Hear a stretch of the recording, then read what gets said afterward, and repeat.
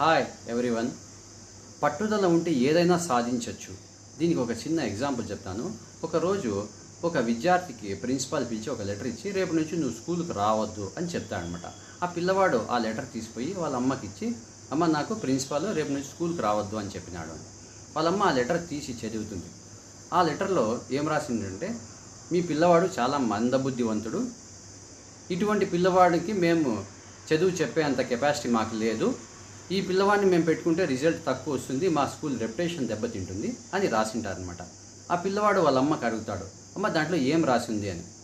వాళ్ళమ్మ ఏం చెప్తుందంటే, బాబు నీ ఐక్యూ చాలా ఎక్కువ ఉందంట, నీకు చదువు చెప్పే అంత కెపాసిటీ ఆ స్కూల్కు లేదంట, ఆ స్కూల్కి కాదు ప్రపంచంలో ఏ స్కూల్కు లేదంట, కాబట్టి నువ్వు ఏ స్కూల్కి పోతుంది రేపటి నుంచి, నేనే చదువు చెప్తాను అని వాళ్ళమ్మే ఇంట్లో చదివించడం ప్రారంభిస్తుంది. బయట ఎప్పుడన్నా పోయినప్పుడు ప్రజలు చూసి ఆ పిల్లవాడిని చూసి నవ్వుతారనమాట. మందబుద్ధివంతుడు, వీడు జీవితంలో ఏమీ సాధించలేడు అనేటువంటి వాళ్ళు.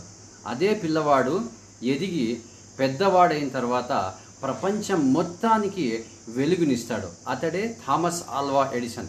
బల్బు కనిపెట్టినాడు అనమాట. ఒకసారి కాదు, 100 సార్లు కాదు, 1000 సార్లు ప్రయత్నించి ఆయన బల్బును కనుక్కుంటాడు.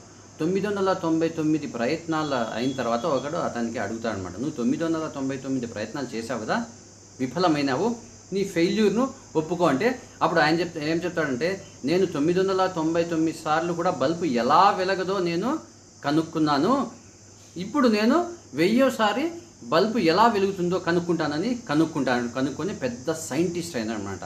కాబట్టి మీరు కూడా అంటే, ఎవరన్నా మీకు నువ్వు సాధించలేవు, నువ్వేమి చేయలేవు అంటే, నువ్వు సాధించు, నువ్వు సాధించగలవు, సాధించి చూపించు, వాళ్ళకు నిరూపించు.